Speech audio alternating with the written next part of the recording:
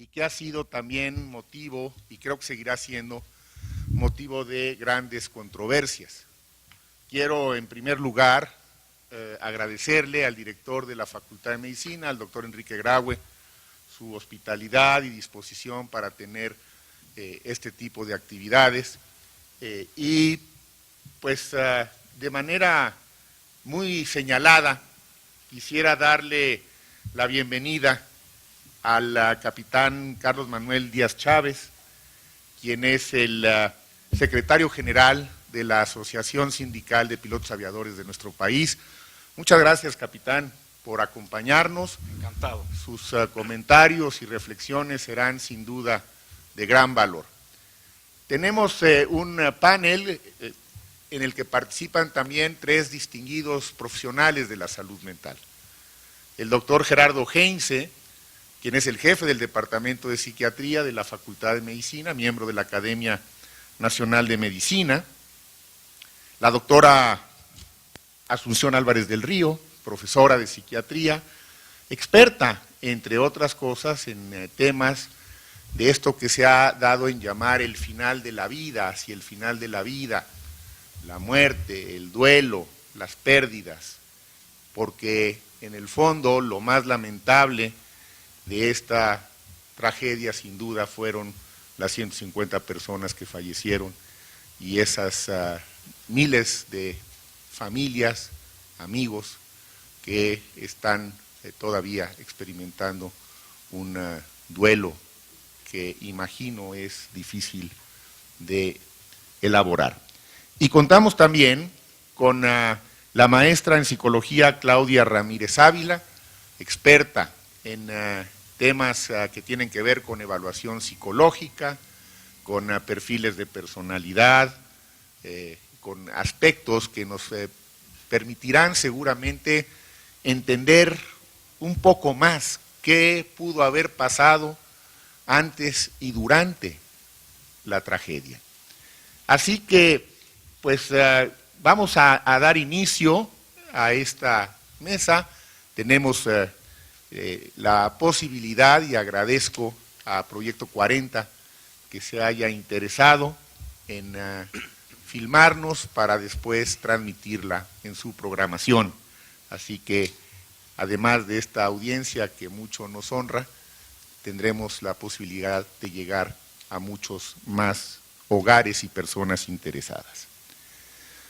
Empezaría por preguntarle al capitán Díaz Chávez, lo que sabemos, capitán, la versión con la que hemos estado conviviendo casi de inmediato, es que el accidente de este vuelo entre Barcelona y Düsseldorf, de una de las filiales de Lufthansa, una de las líneas aéreas de más prestigio en el mundo, se debió a una intención deliberada del copiloto.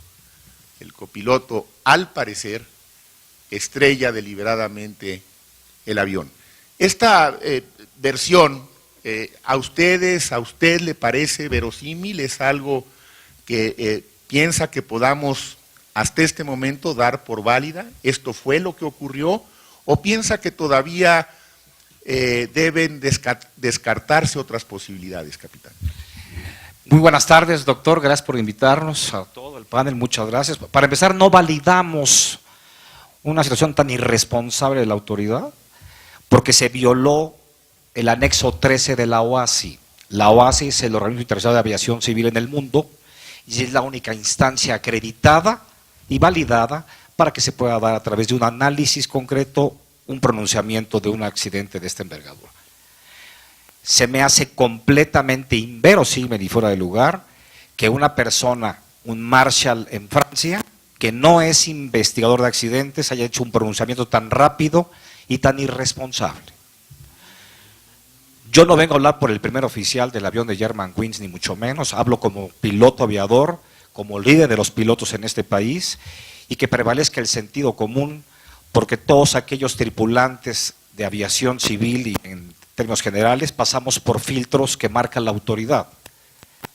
En el caso de los pilotos mexicanos, nos vemos nosotros los pilotos aviadores comerciales obligados a hacer exámenes semestrales de capacidad psicofísica y son reprobatorios. En adición a eso, en las empresas aéreas, al menos en Grupo Aeroméxico, que tiene contrato colectivo con ASPA, tenemos exámenes periódicos reprobatorios. Por eso nosotros no validamos y decimos que es sumamente irresponsable un pronunciamiento tan rápido en 2 días de un evento y que puedan decir que el primer oficial tuvo un acto de orden suicidio. En ese sentido, ASPA de México no lo valida. Bueno, pues es una primera reflexión que me parece la mayor importancia, es decir, en opinión de los pilotos, el procedimiento no fue el que debió haberse seguido y es violatorio, de hecho, de algún reglamento.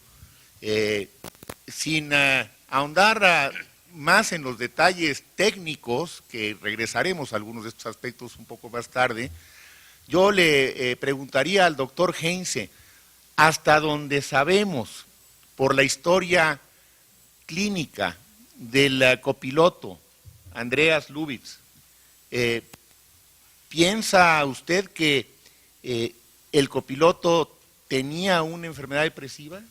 Con la información que tenemos, evidentemente, no podemos ir más allá, pero sería importante ver si el doctor Heinze piensa que en efecto ahí había un diagnóstico psiquiátrico para empezar a elaborar un poco sobre los dilemas y los problemas que estos casos representan. Muy amable, doctor de la Fuente, por la invitación. Indudablemente comparto la idea del capitán Díaz de hay muchos aspectos que no han sido comprobados y es difícil hablar de algo donde los datos no están realmente completos, ¿no? Pero también tenemos la historia de este joven o piloto, Andreas Lubitz. En el 2009 estuvo en entrenamiento para ser piloto aviador y tuvo suspender durante unos meses el entrenamiento debido a un estado o un episodio depresivo severo, no leve, severo, repito, ¿no? Y esta información es sumamente importante, o este antecedente es muy importante para la vida futura del copiloto en cuestión. El copiloto recibió tratamiento, ¿no? Y como mencionaba yo, interrumpió varias veces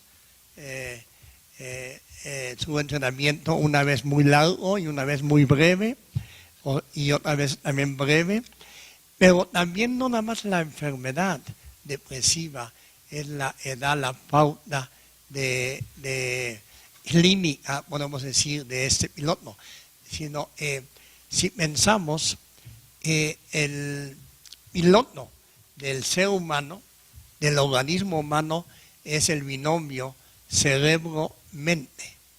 O sea, en la mente es originada o se origina por el funcionamiento cerebral. Entonces, también pensamos el comportamiento o la personalidad del piloto es sumamente importante. Quisiera, si usted me lo permite, doctor La Fuente, nada más mencionar los estudios que hasta ahora se han realizado sobre la personalidad de los pilotos. Es bastante homogéneo, bastante igual unos con otros. El piloto le gusta cambiar de ambiente, prefieren metas a corto plazo, tienen la necesidad de sobresalir buscando lo novedoso y la responsabilidad. También muy importante es que en general los pilotos tienen una inteligencia superior al promedio y generalmente los pilotos gozan de buena salud física, son controladores, tienen una necesidad de logros y tienden a negar sus emociones internas. Este es el punto de vista de la personalidad. Ahora bien, la personalidad de Lubitz es un rastro muy importante con motivo del accidente aéreo, ¿no? Y también los antecedentes familiares de él. Y por último, se ha estipulado, no está confirmado, pero de acuerdo con los amigos, con la misma novia, Lubitz tenía en su mente una ideación, y esa ideación es la ideación suicida. Él mencionaba a una exnovia que tenía, más bien le confesó, que padecía una enfermedad depresiva. Ese es un dato publicado en Europa, y la depresión no era ligera, sino severa. Tomaba varios medicamentos psiquiátricos y además padecía un problema de la visión. Todo esto va en detrimento de ser de no poder ser a la larga un piloto aviador. Y también le mencionó a esta exnovia lo siguiente: un día haré algo y todo el mundo conocerá mi nombre y me recordará. Muy sugestivo a un evento posiblemente suicida. Lubitz se dio cuenta de sus problemas de salud y él pensaba que esto iba a impedir que él podría ser un piloto o ser capitán de Lufthansa para vuelos intercontinentales, o sea, ya limitaban su vida.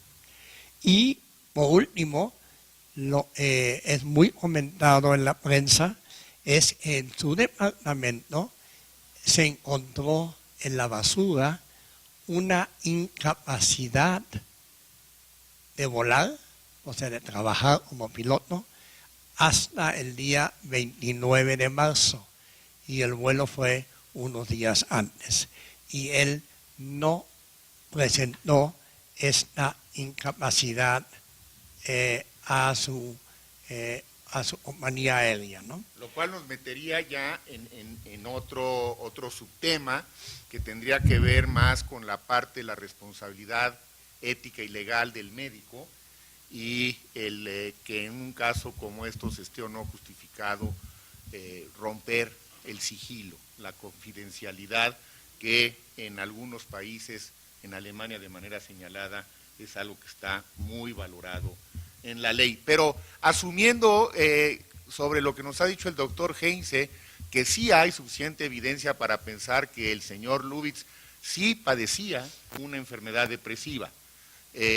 Vamos a asumir que ese es el caso sobre la base de lo que nos ha explicado el doctor Heinze y de lo que conocemos de la historia clínica del copiloto Lubitz. Yo le quisiera preguntar a Claudia, ¿qué tan confiable? Nos decía el capitán Díaz Chávez que cada 6 meses les hacen una evaluación psicológica, psicofísica completa. Bueno, es una periodicidad, la verdad, muy estricta. Me parece estupendo que se sepa esto, es importante que lo sepamos, pero yo le preguntaría a Claudia, estas evaluaciones psicológicas que se hacen, ¿qué tan confiables son? ¿Qué exploran? ¿Hacia dónde van? Cuando tú haces una evaluación para alguien que va a solicitar un trabajo, ya no digamos un trabajo tan delicado y de tanta responsabilidad, ¿qué exploras? ¿Qué es lo que te interesa saber? ¿Esas pruebas de evaluación psicológica te dan la suficiente confianza para descartar algún diagnóstico? Buenos días. Efectivamente, desde la parte de la evaluación psicológica que se les hace en un inicio para obtener la licencia como piloto está basada en un rango amplio de aptitudes y habilidades, donde miden cuestiones desde manejo visoespacial, razonamiento abstracto, pruebas de inteligencia y aptitudes específicas para la profesión, pero también incluye una evaluación psicológica en cuanto a aspectos de personalidad. Aquí no solamente se basa en encontrar los rasgos idóneos de personalidad en el candidato, sino también identificar una probable psicopatología. Para ello se utilizan diferentes instrumentos. Uno de ellos es el Big Five, donde buscan más que nada encontrar las aptitudes de personalidad idóneas para el candidato, como es que tenga capacidad de toma de decisión, que tenga capacidad de liderazgo, que tenga un buen manejo del estrés y adecuados estilos de afrontamiento. Y en cuanto a la parte de psicopatología, se recomienda la aplicación del inventario multifásico de la personalidad de Minnesota, donde sí se puede detectar desde un episodio depresivo rasgos de personalidad que pueden hacer referencia a un trastorno de personalidad como un trastorno narcisista o histriónico, y que también puede entrar el trastorno antisocial. Y a partir de esa evaluación se puede dar indicaciones de que el piloto puede ser no apto para volar en ese momento. La evaluación se hace al obtener la licencia y tanto en los periódicos alemanes y de la Sociedad Europea especifican que esta evaluación de personalidad no se hace año con año. Lo que se hace más es la parte de agudeza visual, la parte auditiva, etcétera, que tiene que ver con que puede implicar un costo mayor para la institución que en cuanto al manejo del avión.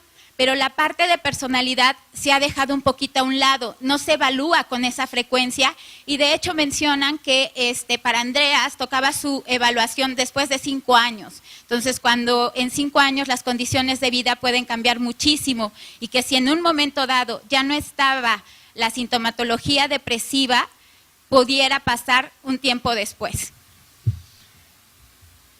¿Tú crees que estas evaluaciones psicológicas deberían hacerse con más frecuencia? Nos dice el capitán Díaz Chávez que se hace cada 6 meses.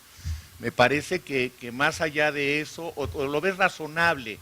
Ya estamos hablando de la confianza, que creo que es muy importante, que tenga el público en que este tema, porque evidentemente nadie está exento de tener una depresión a lo largo de su vida.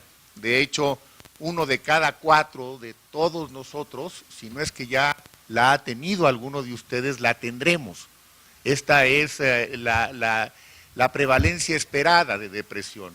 Son muchísimos, 1 de cada 4 adultos. Bueno, entonces no tenemos por qué pensar que los pilotos son un grupo aparte que no caen dentro de esta categoría. Por supuesto que tienen el riesgo. Y la pregunta entonces es, con esta frecuencia que se hace en México la evaluación psicofísica, desde tu punto de vista, Claudia, ¿es una frecuencia suficiente? ¿Debería incrementarse? La parte psicofísica a la que hacen referencia me genera ruido, porque lo que establece el reglamento del Servicio de Medicina Preventiva en el Transporte, que es bajo el cual nosotros nos regimos, sí, efectivamente dice que cada 6 meses se tiene que hacer una evaluación en cuanto al consumo de alcohol y cada 12 meses un examen toxicológico, pero la parte de personalidad o de cuestión de salud mental va referida a unas cuantas preguntas como ¿qué tanto te has sentido cansado? ¿Has tenido ideas suicidas? ¿Te has sentido ansioso? 5 preguntas con las que evalúan la parte de personalidad. La evaluación exhaustiva se hace al inicio, al obtener la licencia, pero no se vuelve a hacer una evaluación tan exhaustiva a los 6 meses. No la hay. Hay un seguimiento ya no tan profundo. No tan profundo. Pero podemos regresar quizá a ese tema y ver qué nos dice el capitán, si desde su perspectiva considera que el tipo de evaluación que se está haciendo es realmente suficiente. Claro, nadie tiene bola de cristal, tampoco va a ser factible, por más evaluaciones que se hagan, que se pueda predecir con mucha precisión si alguien se va a deprimir en un lapso de tiempo determinado. Pero volveremos a eso en un momento. Antes quisiera preguntarle a Asunción Lara. Asunción, asumiendo que el copiloto tenía una enfermedad depresiva, asumiendo que fue un intento deliberado, consciente, de estrellar el avión y de cometer un suicidio y un gran crimen junto con su acto suicida. Es frecuente en los suicidas el que haya esta tendencia a extender, digamos, las consecuencias de sus actos, como fue el caso del copiloto. ¿Se escucha? Buenas tardes. Bueno, creo que este fue un accidente que a todos nos impactó y todos buscamos explicaciones y como decía como decía usted, o sea, no debería haber pasado. Creo que todos creemos que no debería haber pasado. Y por lo que hemos tratado de explicar, creo que yo me atrevería a decir que no era exactamente lo decisivo, lo depresivo de este paciente, porque creo que los pacientes deprimidos lo que buscan cuando están muy deprimidos y piensan en el suicidio es desaparecer del mapa, como algo que es bueno para ellos y para los demás. Y no piensan en llevarse consigo a 150 personas más. Creo que estaríamos más frente a alguien que lo más preocupante, más que depresivo, era narcisista, sabía, muy hábil para engañar, sí, muy hábil para engañar, realmente engañó a todos y realmente pudo engañar sobre su condición psicológica, pero no podía engañar, era imposible que engañara sobre su limitación a la vista y eso iba a ser el fin de su carrera. Y creo que las pruebas, todos tratando de explicar, yo incluida, algo que me hizo mucho sentido fue leyendo, escuchando a un psiquiatra que decía, quitémosle el uniforme.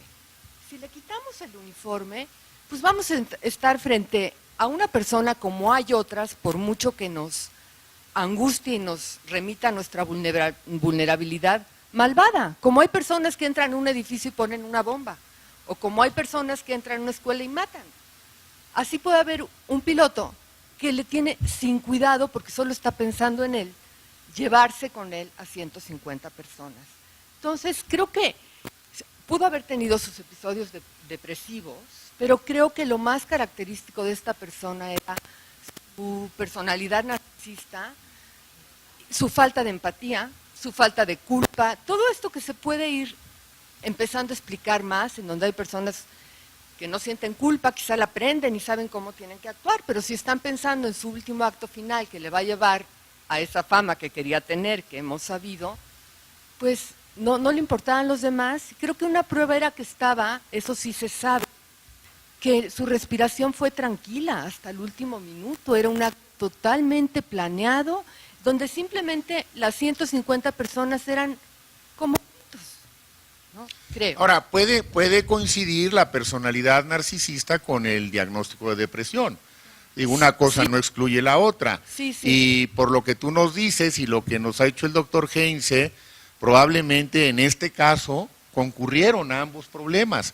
Episodios depresivos, por lo menos en el pasado, importantes, suficientemente graves como para que requiriera medicamentos y que requiriera algún tipo de alertamiento por parte del psiquiatra, y una personalidad, por lo que nos está diciendo Asunción, probablemente muy distorsionada. Recuerden ustedes que la personalidad narcisista es un asunto complejo y ocurre cuando en alguna persona el interés se centra única y exclusivamente en él o en ella mismo y se pierde todo interés en todos los demás.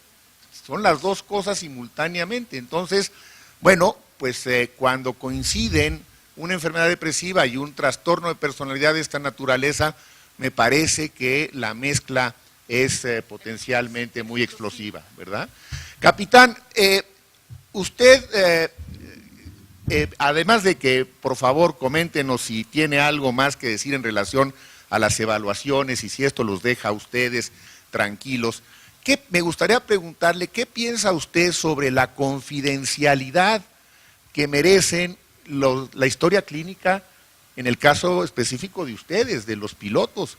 Me imagino que es un tema que deben de tener muy presente y en su opinión, frente a un problema de salud, ya no digamos de salud mental necesariamente, esa confidencialidad, ¿piensa usted que podría en un momento dado tener una excepción para que el médico pudiera decir directamente a la empresa, el señor o la señora fulana de tal, a quien he examinado recientemente, no está, en mi opinión, en condiciones, por lo pronto, de volar?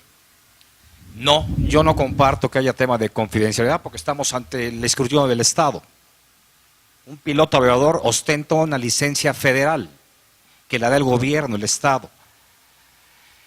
Con respecto a los exámenes, no comparto lo que dice la doctora porque cada 6 meses no me hacen 5 preguntas, es un cuestionario amplio. En adición a lo que tiene la organización del Estado de hacer, como el rector de darle una licencia federal a una persona, llámese un tripulante, piloto, sobrecargo, mecánico, lo que sea, no puede haber un tema de confidencialidad porque estamos en el escrutinio de la opinión pública.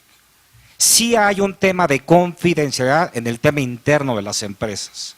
Aeroméxico tiene un sistema que le llaman el PAE, para que cualquier compañero tripulante que tenga un problema X, se acerca, se le baja de vuelo, no es un tema punitivo, ahí sí hay una confidencialidad y se le atiende al compañero tripulante, llámese piloto, sobrecargo o lo que sea. El marco jurídico de los capitanes, pilotos, aviadores es otro tema. Un piloto aviador que tiene una licencia federal se vuelve un ministerio público inclusive, tiene un poder impresionante que le da al Estado porque se supone que está acreditando la calidad físico, mental y aptitud, etcétera, para que le den una licencia federal. La licencia de un piloto aviador es un tema de orden federal y no puede haber una confidencialidad. Bueno, pues esto también me parece que es muy importante saberlo directamente por parte de ustedes. Gracias por la muy explícita explicación. Y ahora le preguntaría yo al doctor Heinze desde el otro lado de la moneda, desde el punto de vista del médico, en este caso del psiquiatra. ¿Tendría el psiquiatra, más allá de los lineamientos federales o propios de la empresa, estamos ya enfocándonos hacia el médico, tendría la responsabilidad ética de dar aviso al empleador frente al caso de un enfermo al que por alguna razón a la hora de la evaluación piensa que no está en aptitud de desempeñar su trabajo, sea un piloto aviador o sea algún otro tipo de profesional? ¿El médico tiene responsabilidad ética de alzar la voz? Indudablemente sí. Yo pienso sí, y eso sucedió cuando Lubitz estaba en entrenamiento y los médicos, el equipo médico informó a Germanwings del episodio depresivo severo que tuvo Lubitz. Pero posteriormente, en las evaluaciones se realizaron a continuación, al parecer Lubitz continuaba bajo medicación, ¿verdad? Y pero su estado mental y su estado, yo diría, cognitivo, realmente no tenía mucha afectación. Pero a la pregunta estableció el doctor de la Fuente, yo creo que los médicos sí deben de avisar al prestador de servicios, en este caso a Lufthansa, del estado de Lubitz, y que se demostró con la incapacidad que ellos extendieron, y el Lubitz debería de presentar ante la compañía. Creo que los médicos sí están obligados a notificar la compañía lo más pronto posible y no dejar volar al piloto que tiene, yo diría, una discapacidad en ese momento. Bueno, pues nuevamente aquí hay un punto de vista muy contundente y a mi modo de ver bien documentado. Ahora entiendo que el problema en Alemania es que esto no está permitido, que si el médico que aparentemente revisó al oficial unos días antes del vuelo y que prescribió algún medicamento y que prescribió que tomara unos días de descanso, hasta donde me doy cuenta, por ahí fue no he visto la prescripción, no sé exactamente qué decía, pero entiendo que ese era el sentido. Él no podía ir más allá en ese momento con la actual legislación alemana, bajo riesgo de perder su licencia. Es decir, si el psiquiatra que lo vio hubiera ido directamente a Lufthansa y les hubiera dicho, sin el consentimiento del copiloto, ahí sí el tema de la confidencialidad en la legislación alemana aparentemente lleva un enorme peso y hubiera perdido su licencia. ¿Es correcta esta interpretación mía de la ley alemana? Así es, aunque según he leído, la ley alemana en el 2012 se modificó y obliga al médico en caso de un piloto aviador o otra persona que maneja, por ejemplo, automóviles o etcétera, etcétera, el médico sí está obligado a notificar a las autoridades de este problema de enfermedad. Claro, no sabemos si los médicos realmente estaban informados de esta modificación de la ley alemana, ¿verdad?, en donde deberían de participar al empresario o en ese caso a la empresa de aviación sobre el estado no apto del piloto. Capitán, usted al inicio de este diálogo nos dijo que el procedimiento no lo avalaban y que había sido un procedimiento de hecho ilegal.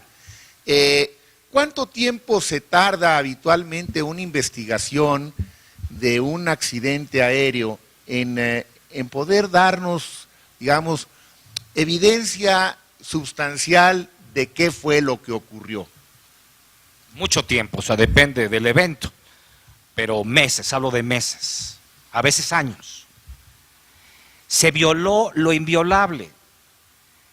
La aviación internacional se rige por la OASI, lo comenté yo al principio. ¿Sí? En el anexo 1 de la OASI se dice lo que se tipifica para los exámenes de los tripulantes. Ningún país puede excluir en forma privada y personal el tema de una licencia federal. El anexo 1 es muy claro y dice la OASI lo que se tiene que hacer y cumplir en los protocolos de las licencias para cualquier tripulante. Se violó el anexo 13 de la OASI, que repito es el organismo internacional que dicta las formas de cómo proceder y los protocolos que se tienen que llevar para un evento como el que vimos del vuelo de Francia. Es completamente fuera de lugar que a las 48 horas hubiera un pronunciamiento de alguien que ni siquiera estaba acreditado, era un marshal de allá de Francia, no tenía ningún título de investigador de accidentes. O sea, fue una ridiculez lo que hizo el señor y lo que hizo fue un evento total y absolutamente sensacionalista. Dicen por aquí que un teléfono celular grabó o no sé qué tantas cosas. No respetaron ni el luto ni el duelo de la gente que había fallecido. Se habló en nombre del copiloto, porque ya no se pudo defender, ¿no? O sea, está completamente fuera de lugar. En ningún accidente en la historia de la aviación mundial se ha dado un pronunciamiento tan rápido. Se deben de cumplir protocolos y tardan mucho tiempo para poder evaluar las cajas negras, que ni siquiera son negras, son anaranjadas, por cierto. Y que entiendo que se recuperaron las dos en este caso, ¿no? Según dice la prensa. Sí, la grabada de voz fue muy rápido y la de datos de vuelo, que es muy importante, muchos días después. Eso es. O sea, lo que queda claro es que el procedimiento no fue el procedimiento que debió haberse seguido, lo cual no necesariamente quiere decir que lo que se ha dicho no sea cierto. Puede acabar resultando totalmente veraz, pero las formas como se llegó inicialmente a ese supuesto son las que están, y por razones muy claras, cuestionadas por el capitán Díaz Chávez. A mí me gustaría, hablando del duelo y del luto, que dice el capitán, ni siquiera se tuvo respeto para los familiares. Y yo creo que este es un tema muy importante que habitualmente en la tragedia misma pasa a un plano secundario, porque la nota sensacionalista se va casi siempre por otro lado. Pero este proceso de duelo, Asunción, cuando no se tienen todavía la evidencia física de los cuerpos o de los restos humanos, como ha sido el caso hasta ahora, no se han entregado los restos humanos a los deudos, a los familiares. El duelo se entorpece muchísimo cuando esto ocurre, tiende a complicarse. ¿Qué hacer al respecto? Sí, es muy cierto eso. El duelo sin el cuerpo, pues no se puede acabar de empezar el duelo y procesarlo, ¿no? Se necesita tener, es muy importante el poder estar ante algo, ante los restos de lo que fue alguien para poder transitar mejor por este duelo que de por sí es de los más difíciles, ¿no? Una muerte imprevista, evitable, entre comillas, aunque tenemos límites a lo que podemos evitar, esta es una lección de lo que no todo, pero además provocada malévolamente, pues es como están fuera todos los elementos que podrían dar algún consuelo a una muerte, ¿no? Entonces es una muerte muy difícil, muy injusta, que quizá por otra parte no es muy diferente de las que vive mucha gente en nuestro país, ¿no? Tenemos que decirlo, solo que aquí fueron 150 juntos. Entonces sí es difícil, y yo quisiera añadir algo que tiene que ver con lo que acaba de decir el capitán y que tiene que ver con esta pregunta. Me parece que era muy necesaria dar explicaciones, porque justamente había 150 personas y todos sus familiares con el único hecho de que sus familiares habían desaparecido por un accidente. Entonces, lo mínimo que necesitaban eran explicaciones, ¿no? Entonces, a lo mejor no se dieron bien, pero yo entiendo que algo se tenía que decir. No se podía decir, tenemos que esperar y no vamos a decir nada hasta dentro. No sé, yo entiendo esas explicaciones porque uno necesita explicación, aunque no le sirvan de mucho después, pero uno necesita saber qué pasó, ¿no? Entonces, creo que también eso tiene que ver con eso. Lo que yo vi como a manera de duelo, de homenaje, sí fueron como en internet, así semblanzas de algunos de los pasajeros, que me parece que hacen el papel de este proceso del duelo. Bueno, y especialmente de las mexicanas, ¿no? Esta persona que era maestra de yoga y todo, pues un homenaje el hablar de ella, ¿no? Pero claro, esto es lo que cada quien puede hacer y es muy difícil, como bien se señala, si no hay los restos y si no hay explicaciones también. Eso es, y bueno, me parece que esta faceta también es muy importante, porque quizá explica o sigue contribuyendo a explicar pues esta sensación de indignación, de coraje, por muchos lados, porque finalmente cuando mueren 150 personas hay cualquier variedad de reacciones muy intensas de un lado y de otro, de la propia línea de aviación, que por cierto, y aquí le preguntaría otra vez al capitán, leí recientemente en algún periódico norteamericano que ya la línea aérea Germanwings había estimado 280 millones de euros para la indemnización de las víctimas. Estas indemnizaciones ocurren en función de la legislación donde ocurrió el accidente o de la legislación del origen de los ciudadanos. Yo entiendo que es en base a la bandera, el avión era un avión alemán y se rige en base a las leyes alemanas. ¿Qué es lo que pasó? El avión cayó en Francia y entonces ambas empresas tienen el derecho de poder coadyuvar tanto los alemanes como franceses para sacar lo mejor posible en el tema. Yo creo que fue un tema de seguros y es un tema de bandera, así lo percibo yo. Claudia, ¿se pueden evitar este tipo de actitudes, digamos que suicidas o narcisistas, o ambas, si es que fue el caso, pero que finalmente arrojan la muerte de muchas otras personas, ¿son técnicamente evitables desde el punto de vista psicológico? Yo creo que es muy difícil evitarlo porque las condiciones psicológicas, los seres humanos somos fluctuantes, entonces creo que es muy difícil como evitarlo, pero hay estudios que sí reportan que han evaluado población sana, todos pilotos, población sana, y población con enfermedades psiquiátricas, y han visto con las pruebas psicológicas quienes tienen trastornos de personalidad, quienes tienen algún episodio psicótico y que en ese momento se pueden identificar. La Administración Federal de Aviación especifica que no se trata de dejarlos fuera del aire, pero sí momentáneamente. Refiere que deben de tener su tratamiento psiquiátrico al menos 6 meses y antes de reincorporarse a su tarea de vuelo, esperar 3 meses sin medicamento, ya que el medicamento sí puede generar efectos que pueden hacer peligroso el vuelo. Es difícil evitarlo, pero sí hay muchas pruebas que pueden ayudarnos a evitar algún accidente. Eso sí lo hay. Sí se puede ayudar a evitar. Pero no prevenir al 100%. No al 100%, no. No hay manera. No hay manera de Eso es decir, muy importante hoy se va a también suicidar. que quede claro, no hay manera de que esto realmente se pueda evitar totalmente. Se puede prevenir en cierta forma. Capitán, por favor. Si me permite, doctor, ahí les va. Por cada 1.000.000 de operaciones de aviación civil, por cada 1.000.000 hay 5 accidentes. Ahí se las dejo. Ahorita hay miles de aviones en el espacio aéreo, transportando a millones de pasajeros, y se demuestra fehacientemente a través de estadísticas serias que es el transporte más seguro del mundo.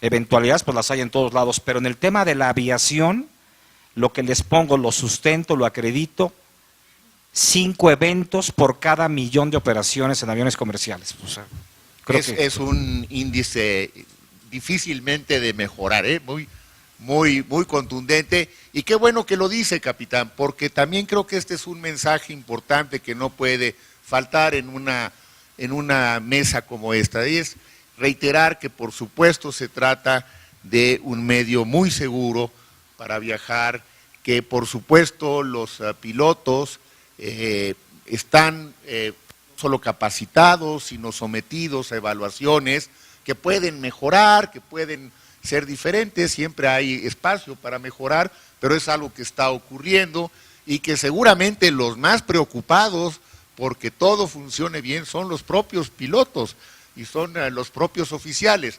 Bueno, la tragedia de todas maneras nos sacude, nos ha sacudido porque como suele ocurrir cuando son muertes masivas, como lo decía Asunción, impredecibles, en cierta medida imprevistas, obviamente hay un impacto. Y luego, por supuesto, que siendo noticia, pues da pie también a que algunos medios, no todos por fortuna, pero algunos lo manejen más con una vena sensacionalista que con un verdadero afán de informar, a lo cual tenemos derecho. También esto es importante entender, como lo ha dicho Asunción, que la sociedad reclama en términos generales frente a estos sucesos algunas respuestas.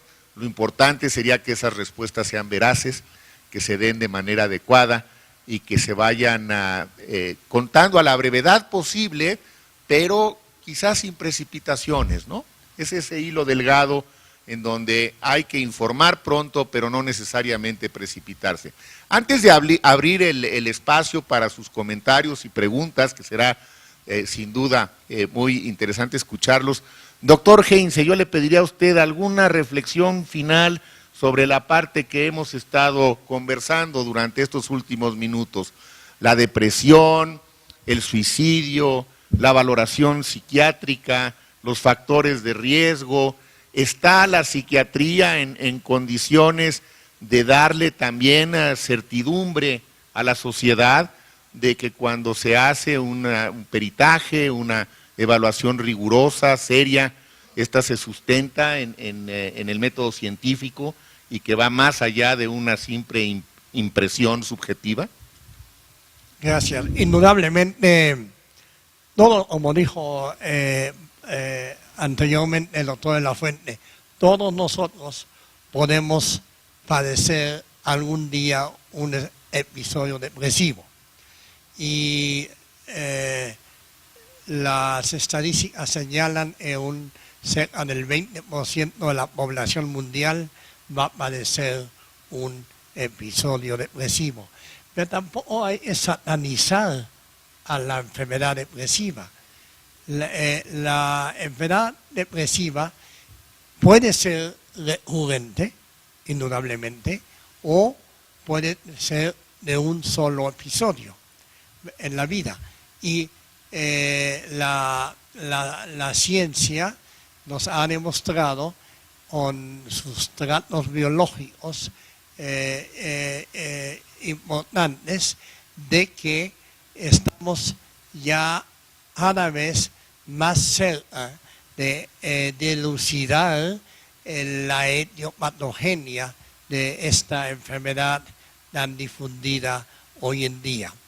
Pero, por último, para diferenciar del estado depresivo en sí, de un estado como el copiloto, que al parecer tenía un estado depresivo severo, tal vez con sintomatología psicótica, pero con una asociación muy maligna, era la personalidad narcisista.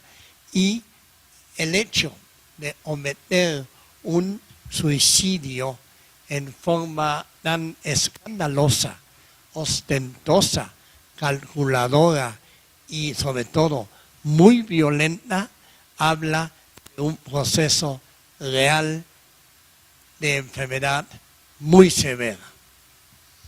Muchas gracias, doctor Heinze. Bueno, pues si les parece, podríamos abrir al público sus comentarios. Tenemos un público muy numeroso, hay estudiantes, hay profesores, tenemos la presencia de algunos pilotos, de algunos oficiales que nos distinguen con su presencia hoy aquí en Ciudad Universitaria. Yo les pediría que fueran muy breves para dar posibilidades de escuchar el mayor número de preguntas posibles. Por favor, les van a pasar un micrófono y vayan al grano, y si se lo quieren preguntar directamente a alguno, pues dirijan su pregunta. ¿Sí se escucha ahí? Perdón. Yo me dirijo al panel y me dirijo a mí mismo.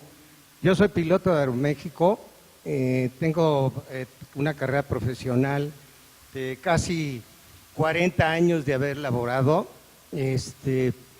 Me cancelan la licencia por cuestiones físicas severas, me dan 2 no aptos, tengo un pericial, tengo otro pericial, y la empresa Aeroméxico pelea porque yo siga trabajando y me impugna la cancelación de la licencia con un estado físico severo. Imagínense qué pasa, como dijo la doctora, no se puede definir exactamente si un piloto tenga un problema depresivo y se le pueda detener de esa actitud o de esa forma de actuar. Si a mí en este estado Aeroméxico me impugna la cancelación de la licencia y me lleva a 7 años de mi vida peleándome legalmente para demostrar que estuve enfermo y que la cancelación viene de medicina de aviación, viene de medicina del transporte, viene de medicina de aeroespacial, con representación en medicina del transporte, y un pericial que se le regaló a Aeroméxico sin ningún fundamento legal, auspiciado por mi sindicato, mal hecho, completamente mal hecho. Para que Capitán, me voy a ver precisado a pedirle que abreve para que podamos darle las palabras a otros. Todo eso, aunado a mi situación, que no permiten que al piloto se le den lo que respeta por contrato colectivo y por cuestión legal, Yo quiero pensar qué puede pasar con los pilotos cuando la doctora dice se les hace semestralmente y no es cierto. A mí no me hicieron ningún examen psiquiátrico Capitán. en ningún momento. Gracias. Perdón. ¿Alguna otra preguntas específicas? Con muchísimo gusto, las escuchamos. Adelante. Bueno, pues muchas gracias. Primeramente, una felicitación, bueno, a nuestro amable anfitrión y al capitán Manuel Díez, aquí ahondaré. Yo soy un usuario, bueno, yo soy bibliotecario en la UNAM y como muchos soy un usuario muy frecuente de transporte aéreo. Creo que a lo largo de los años que he viajado me he dado cuenta del enorme profesionalismo, la dedicación, la capacitación técnica y felicito a todos los pilotos mexicanos porque en 2 eventos así, pues un poco riesgosos en el aterrizaje, me constó sobre todo por un piloto de Aeromar, el enorme profesional. Dije, esto es capacitación técnica y esto es arrojo y tomar decisión en segundos en favor de la vida. Tengo una pregunta específica. Decía el capitán Díaz Chávez que se hacen unos exámenes semestrales reprobatorios. Yo no entendí que son reprobatorios, si me lo pudiera explicar. Y pues de nuevo muchas gracias por el enorme profesionalismo que de verdad tienen los pilotos mexicanos y creo que todos aquí hemos volado cuando menos 1000 veces. No, pues en nombre de todos nosotros le agradecemos mucho esa postura que tiene con respecto a los pilotos. Reprobatorio que dice es que nos dan apto o no apto. Cuando yo hago un examen semestral, porque tengo más de 40 años, exámenes cada 6 meses hacen exámenes, como ya lo comenté, y si el piloto no está bien física o psicológicamente, le dan el no apto. Entonces tiene que volverse a revalorar y llega el momento inclusive que puede ser candidato a la cancelación de la licencia por una orden de cuestión médica. Así es. Por favor. Bueno, Sí. sí, quiero señalar una cosa que es muy importante en todos los aspectos de la vida y profesionales, tomar en cuenta la salud mental. Desde el 2010 la OMS dice no hay salud sin salud mental y creo que esto tiene que tener un peso importante sobre lo que está ocurriendo y sobre todo en situaciones tan llamativas, ¿no? Y la otra situación, me gustaría preguntar qué impacto tiene sobre las personas que volarán noticias como esta. Impacto con respecto al temor de volar nuevamente o la situación de pensarlo 2 veces antes de subirse a un avión. Bueno, a ver, Claudia, fobias, reacciones fóbicas y reacciones de ansiedad, ataques de pánico en los vuelos. También sería interesante ver qué nos dicen los pilotos. Seguramente han tenido que lidiar con algunas de estas crisis nerviosas de los pasajeros. ¿Este tipo de eventos incrementan el riesgo de esas reacciones entre los usuarios, digamos? Sí, efectivamente. Hay un libro muy bueno de aviación y salud mental del 2006 que precisamente habla de todas estas implicaciones y que también es como un factor de riesgo para los mismos pilotos con los que tienen que lidiar, ¿no? Cuando la sobrecargo o el personal a su cargo les informan que están teniendo una crisis o que están teniendo ciertas condiciones dentro del vuelo. Entonces, sí hablan del estrés postraumático, hablan de crisis de ansiedad en la población que está subiendo al vuelo y que los pilotos y el personal que está a cargo deben de tener un entrenamiento para lidiar con este tipo de situaciones. Por favor. Sí, hay que ponerlo más de frente a eso es. Y si lo pega un poco. No nos escucha, a ver. Un poco más cerca. ¿Ya está? Bueno, ahora sí. Buenos días. Soy el doctor Germán Novoa. Felicito mucho al panel por su trabajo y excelente conducción del doctor de la Fuente, desde luego. Para mí es sobremanera interesante este panel. Yo fui víctima de un accidente. Mi padre fue piloto aviador y falleció en un accidente el 20 de noviembre de 56. Venturosamente en el Aviation Safety Network se describe el accidente y fue como yo me enteré de las cosas más cercanas de todo este suceso. Desde luego es un hecho muy lamentable y la pregunta que yo quiero hacer al panel es ¿qué medida o medidas podrían instaurarse para prevenir este hecho? Como ejemplo pongo la situación de que el copiloto Lubitz se queda solo en el cockpit y eso aparentemente debiera prevenirse de que las personas queden solas en esta situación, aunque claro, también podría ocasionar un conflicto mayor si se determina que siempre debe haber dos al menos en el cockpit, ¿no?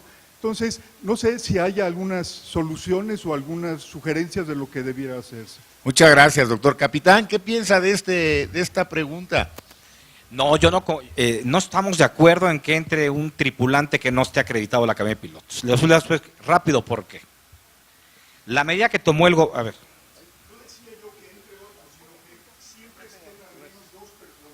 Sí, por eso me refiero. En un avión que utiliza 2 pilotos, y si el piloto sale al baño, tendrá que entrar un sobrecargo, que es lo que es un lineamiento fantasioso que tiene la autoridad hoy en día, y que hemos respetado inclusive, ¿eh? Pero les voy a poner un ejemplo real. Entra un sobrecargo a la cabina de pilotos, vamos a 38,000 pies, a Mach 85, bueno, vamos rápido, ¿no? Y el avión se despresuriza.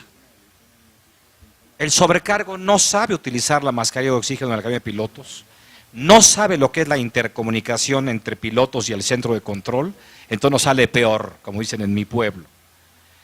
Tampoco se puede sentar en el asiento de ningún tripulante, entonces si tenemos un problema va a bloquear la entrada de la cabina de pilotos. ¿Qué es lo que hay que hacer? Las empresas aéreas, y no vengo a ser pues ya para Aeroméxico, pero pues es el contrato colectivo que tenemos entre otros, el PAE, que fue lo que dije hace rato, no punitivo, una persona que tiene algún problema, se le falleció un pariente, lo que quieran y manden, o que está en las drogas, o que es alcohólico, porque todos somos humanos, puede agarrar el teléfono, lo agarra el PAE, lo bajamos de vuelo y lo ayudamos. En ASPA de México, tampoco vengo a hacer un casting de mi sindicato, tenemos previsión social. Todos los compañeros que tienen algún problema personal o de lo que sea, los ayudamos junto con la empresa y los bajamos de vuelo para evitar cosas de ese tipo. No podemos dar una aspirina a un tema tan serio como es la aviación. Por eso hemos exigido inclusive al gobierno federal que el tema de la aviación se le dé y se eleve a haber una política de Estado para proteger un hecho tan importante como es la aviación en el mundo. Yo no conozco en la era moderna, como piloto llevo 35 años volando y aquí hay algunos compañeros que tienen más, incluido el que se comparó hace rato, que haya habido un accidente aéreo por un acto suicida. Yo no lo conozco. Si alguien me lo puede decir, se lo voy a agradecer, pero desde 1921 ha habido 11,000 y pico de accidentes aéreos en el mundo y ninguno ha sido un acto suicida. No lo conozco. Por eso no comparto que entre un tripulante no acreditado a una cabina de pilotos. Lo desaprobamos por completo. De que lo tenemos que hacer por mandato de la autoridad, lo hacemos, pero no podemos olvidar que la última palabra la tiene el comandante del avión, insisto, porque es la máxima autoridad a bordo del avión. Así de fácil, así de claro. Y lamento lo de su papá del accidente del 56. Ahora, lo que entiendo, capitán, es que en este punto, que está también en la controversia de la opinión pública, no sería un problema en los vuelos que llevan 3 oficiales, porque en automático, es decir, la norma va a ser esa, ¿no? Sí, en los vuelos atlánticos, perdón, donde tenemos muchos, 3 pilotos. Sí, pues, entonces no hay el problema. la aparente solución que se plantea, que ya nos ha explicado usted por qué no está de acuerdo, sería en los casos donde fueran únicamente 2 oficiales a bordo. Y bueno, pues yo creo que es el tema, ahí está en la controversia. Es muy importante escuchar razones de orden técnico, como las que nos ha dado el capitán, por las cuales piensa que no procede que entre una sobrecargo, que no tiene el manejo del equipo, de los aparatos, es decir, no va a ser necesariamente algo que funcione bien y a lo mejor acaba por funcionar menos bien. No, y aparte hay antecedentes, ya ha habido eventos en donde se adoptó esa medida y ya hubo consecuencias delicadas, ¿no? en diferentes empresas en el mundo. Ya ha habido problemas en ese sentido. Bueno, pues el tema quedará seguramente ahí para la polémica todavía durante algún tiempo. Por favor. Sí, para el doctor Heinze, ¿hay algo en común, por ejemplo, en este copiloto alemán, que pues solo él sabe qué tenía en la cabeza cuando hizo esto, ¿verdad? Y un suicida de los que le dieron el avionazo ahí a las Torres de Nueva York, ¿hay algo en común en esos personajes?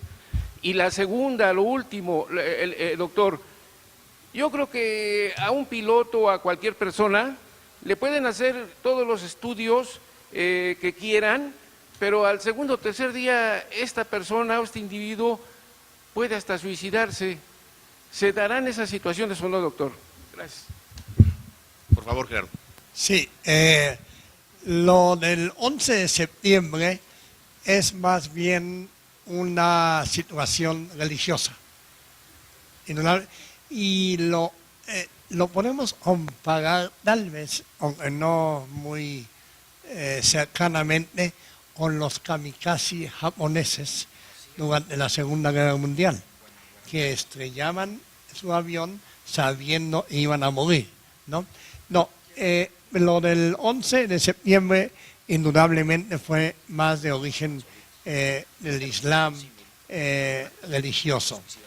Y la segunda pregunta, efectivamente, es muy difícil para un profesional de la salud mental, sea médico, psiquiatra o psicóloga, establecer con certidumbre que una persona se va a suicidar. Es muy difícil y realmente hay indicios, hay ideación suicida y se le protege adecuadamente cuando existen esta sintomatología puede estar presente en algunos pacientes con depresión no tratada adecuadamente. Sí, claro, por favor. Yo quiero preguntarle al capitán, ¿qué explicación han dado o cómo entienden que a este accidente? Ya sé que no se puede dar, solo son hipótesis, pero ¿ustedes cómo lo han visto? ¿Qué han pensado? ¿Qué han dicho? ¿Qué pasó? Por favor, capitán. Pues es una pregunta completa. La verdad es que nosotros, inclusive, fue un tema que se tocó en Madrid, en IFALPA, que IFALPA es la Federación Internacional de más de 100.000 pilotos en el mundo, y estamos pensando que quieren ocultar algo. Es lo más triste y lamentable. Yo no lo puedo decir abiertamente porque a mí no me consta, pero insisto, si el compañero primer oficial hizo un acto suicida, bueno, pues será inédito, será en la historia de la aviación, será algo que nos pierde del radar, pero hay un problema de orden sistémico en este tipo de aviones probablemente que tienen que ocultar, porque me llama mucho la atención que 3 presidentes del Mercosur Europeo han ido inmediatamente al accidente, porque está involucrada la Airbus, que es la empresa que fabrica este tipo de aviones. Entonces nos llama mucho la atención todo como se ha dado. Primero, que la persona no acreditada haga un pronunciamiento irresponsable, que 2 días después del evento estén diciendo a la opinión pública cómo se dieron las cosas, se rompen todos los protocolos que hay, se violan los reglamentos que rigen este tipo de cosas. Si hubiera sido un acto suicida como tal, por lo que dijo alguien hace rato, y hubiera querido hacer algo espectacular, pues yo agarro el avión y lo volteo y me pongo a dar piruetas en el cielo, ¿no? Por ejemplo, si quieren hacerla famosa la cosa. Pero va descendiendo el avión, va mandando el código transponder, va señalando que va descendiendo, quizá un poco exagerado, pero con la trayectoria, etcétera. No se ve un movimiento exagerado, o sea, la verdad es que es un tema de mucho análisis, de que tenemos que revisar con mucho cuidado, pero nos rompe todos los protocolos que se han dado en todos los eventos de accidentes aéreos, que son hoy en Nat Geo, que han de ver todos ustedes, ahí están catástrofes aéreas, y lo han visto, supongo todos. Y ahí descifran de veras de una forma muy clara, muy oportuna, cómo se dan los eventos. Entonces nosotros ciertamente se nos hace muy extraño cómo se ha dado el tema, no nos gusta, no nos parece.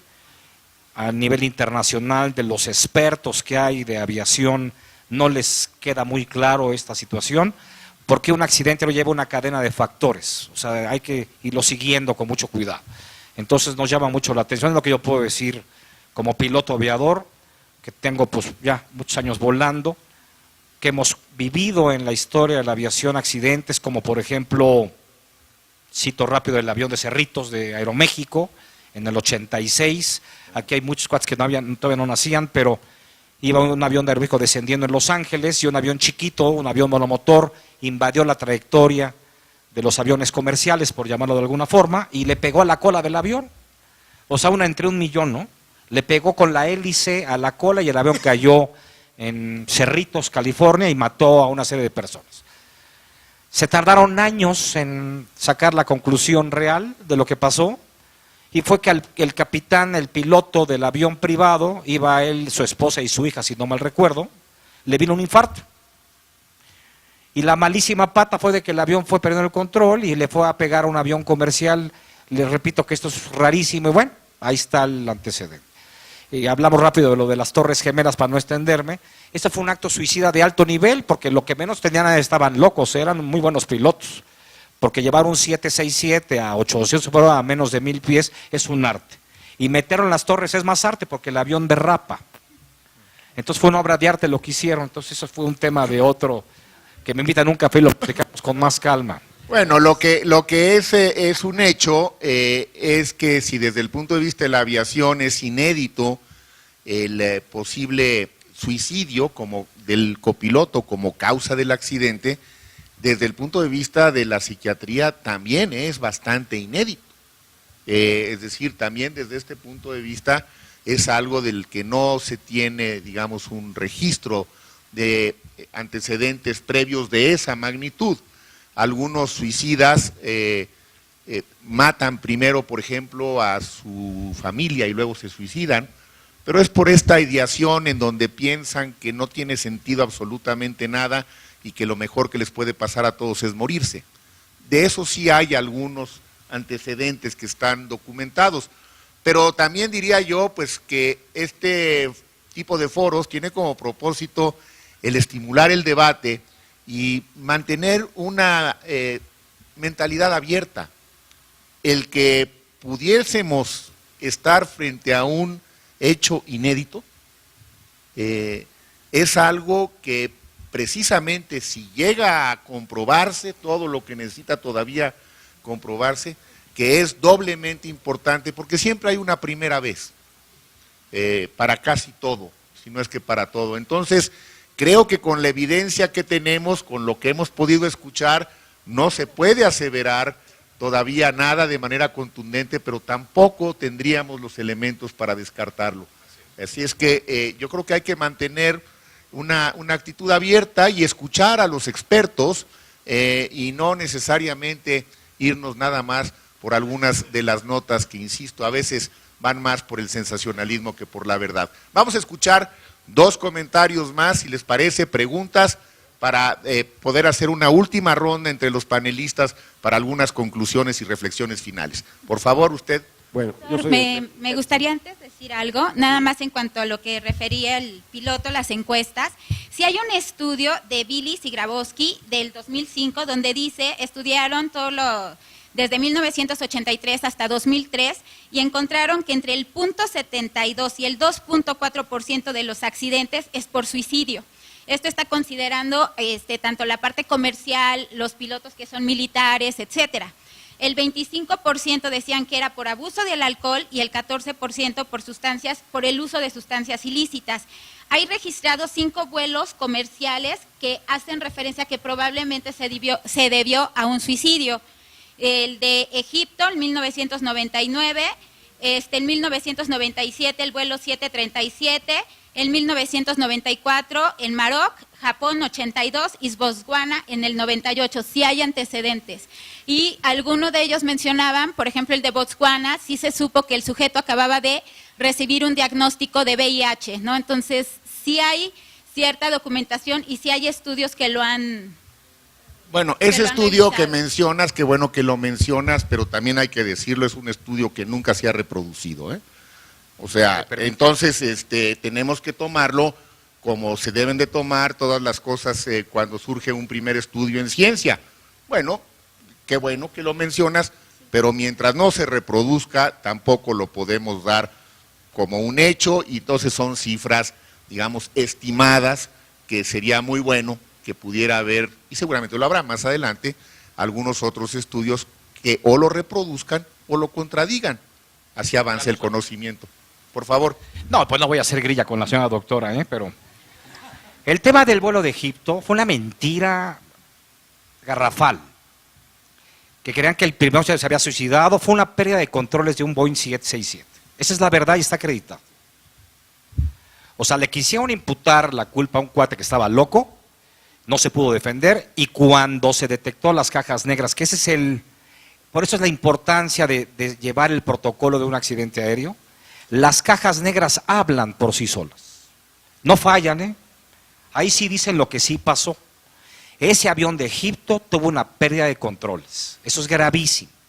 ¿Qué quisieron hacer? Era ocultar por el mal mantenimiento que tenía esa empresa, etcétera, etcétera, etcétera, etcétera, y se acreditó fehacientemente de que fue una falla del avión. Y ahí, el día que quiera la doctora, nos echamos un café y le puedo decir todo argumentándoselo. Bueno, pues ya tienen tema, y qué bueno que nos das su punto de vista con tanta franqueza, porque aquí acuérdense que en la universidad lo que queremos siempre que prevalezca es la polémica, la discusión, y el hecho de que haya puntos de vista que no coincidan nos parece que es lo más natural y casi siempre bienvenido. Por favor.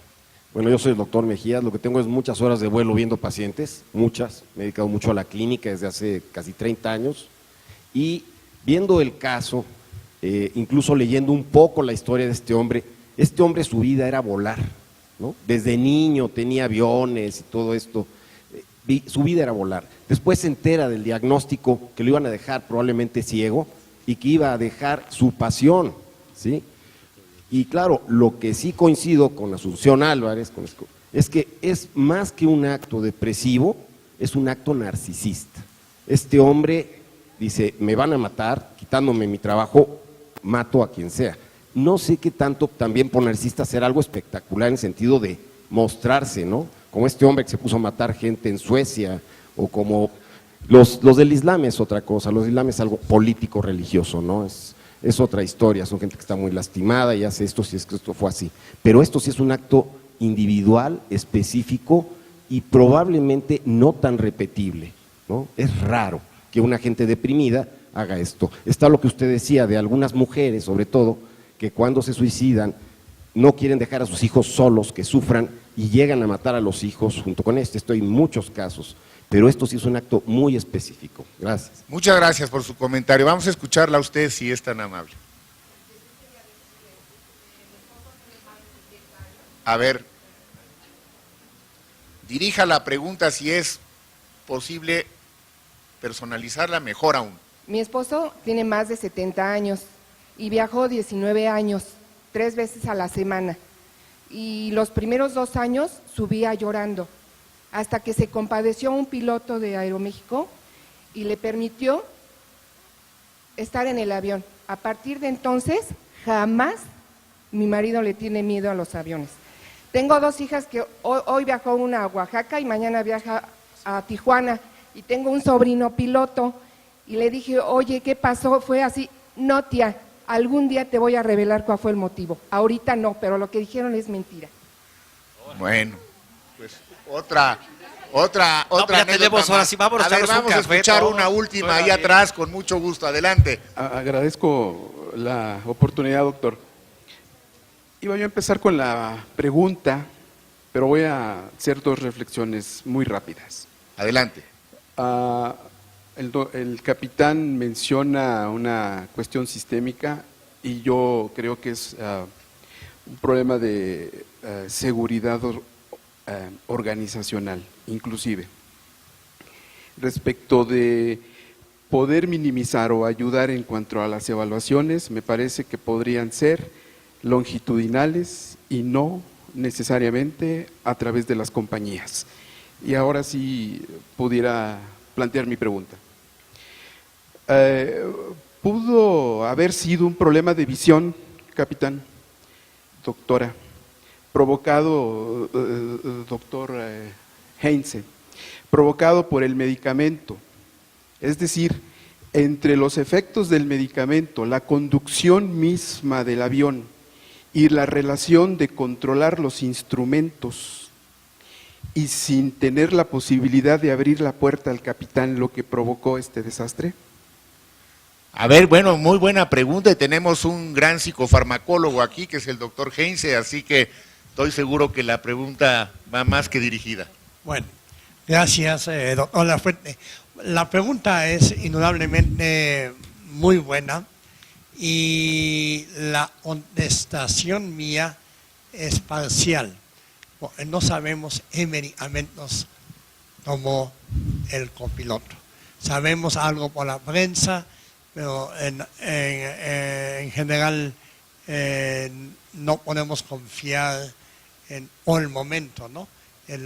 Nos informan en la prensa. Pero los medicamentos antidepresivos son en general muy nobles, ¿no? Claro, la respuesta individual puede ser variable, ¿no? Pero en general yo pienso, a nadie se le debe recomendar volar al iniciar un tratamiento, ¿verdad? No sabemos muy bien cuál será la respuesta de cada individuo al tomar una medicación inicialmente, ¿no? Por lo tanto, creo, para terminar, muchos pacientes con depresión, y también incluyo algunos, seguramente algunos pilotos han volado y realmente no tienen ni un problema en cuanto a la cognición, en cuanto a al manejo de un avión, siempre y cuando la dosis sea la dosis apropiada para cada paciente, ¿no? Y no me refiero a los medicamentos benzodiazepínicos. A dosis altas sí pueden tener alguna interferencia, pero es un motivo de discusión de más tiempo, ¿no? Sin embargo, recojo esta recomendación que hace el doctor Heinze porque me parece que es muy pertinente, por ejemplo, que sí es muy oportuna, que al iniciar un tratamiento en un piloto, antes de que pueda volar, le demos unos días para que pueda haber certeza de que el tratamiento lo está tolerando bien y que no está teniendo efectos indeseables, y algo que habitualmente otra vez es imposible de predecir.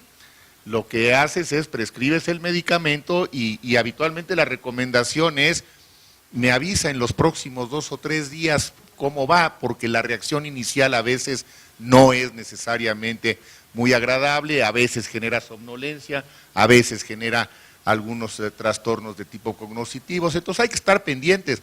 Me parece que es una buena recomendación, como sugerencia, y yo creo que si pueden ir surgiendo este tipo de ideas, de sugerencias, de lineamientos, hombre, pues puede beneficiar a todos, empezando por los propios pilotos que tienen el derecho, si están recibiendo un tratamiento, a pues por lo menos constatar que les ha caído bien, ¿no?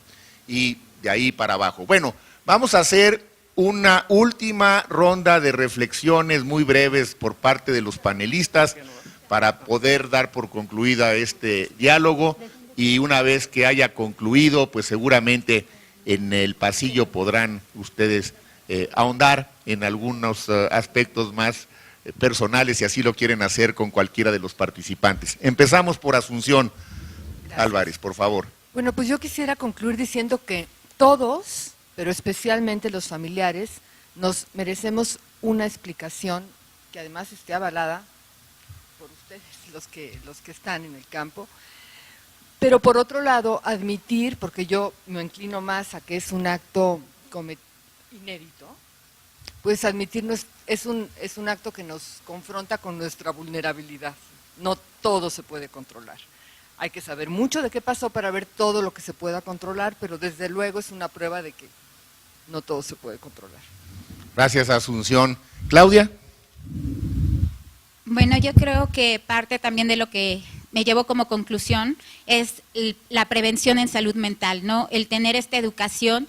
No son las únicas personas que están expuestas a un riesgo suicida. Todos tenemos problemas familiares o cuestiones que pueden ir desde la parte económica, personales, no tenemos adecuados estilos de afrontamiento y que en eso sí podemos trabajar, ¿no? Sí podemos trabajar en nuestra salud mental, independientemente de la profesión que tengas. Muchas gracias. Gerardo Heinze. Bueno, yo pienso es un hecho aislado, espero que no se repita, y podemos aprender mucho de este acontecimiento y sobre todo creo la importancia de, como dije yo anteriormente, el piloto del ser humano es la mente y el cerebro. Y debemos de valorar ese binomio, ¿verdad?, en todos los pilotos aviadores, y en la psiquiatría puede aportar mucho a una buena salud mental y física. Muchas gracias. Capitán, lo escuchamos con atención su último comentario de este, que espero que no sea el último foro al que nos acompañe. Hasta donde tengo entendido, también es la primera vez que un tema de esta naturaleza lo estamos conversando desde una perspectiva multidisciplinaria, y yo creo que para todos los que hemos escuchado los puntos de vista del capitán han sido muy valiosos, y espero que también algunas de las reflexiones médico-psicológicas que aquí se han hecho pues sean benéficas para usted y para su gremio. Escuchamos su comentario final con mucho gusto. Bueno, apreciamos mucho este tipo de eventos, por supuesto que sí. Lamentamos el hecho como tal, fue un accidente más de la aviación comercial. Lo que nos debe llevar de reflexión es que hay que atender las cosas con cuidado, tenemos que ser responsables, bienvenidos los factores del tema de la psiquiatría y demás, porque en la industria de la aviación, el CRM, los factores humanos son fundamentales. Los aviones los volamos personas, y las personas también somos a tener eventos de muchas índoles. No justificamos nada, bienvenido a este tipo de cosas. Yo lo que pediría es que este evento en lo particular, que se le ha dado una dimensión mediática probablemente absurda, que nos sirva de algo para reflexionar en que hablar de una persona que no se defiende ya no tiene caso, se me hace fuera de lugar. Si el copiloto dejó la puerta cerrada, pues el capitán la podía haber abierto, porque pues las puertas son automáticas, en fin, ahí lo dejo para otra vez que me inviten a platicar en ese sentido, y atenderlo, y agradecemos mucho este espacio, y lo tomamos al más alto nivel, doctor de la Fuente. Muchas gracias, capitán. Pues yo concluiría simplemente retomando lo que usted comentaba hace unos minutos. La salud mental es un tema importantísimo en nuestras vidas, tanto en lo individual como en lo colectivo. No podemos seguir subordinándola, no podemos seguir marginándola. No puede ser que solo nos acordemos de la salud mental cuando hay un incidente, un accidente como estos. Yo creo que en la medida en la que podamos ir teniendo todos una mayor conciencia de la importancia que tiene la salud mental en nuestras vidas, en la de nuestros seres queridos, en la de nuestras comunidades, en la de nuestros países, pues vamos a contribuir, así sea modestamente, a que todos tengamos una mejor salud mental. Muchísimas gracias, buenas tardes, y espero continuar el diálogo más adelante.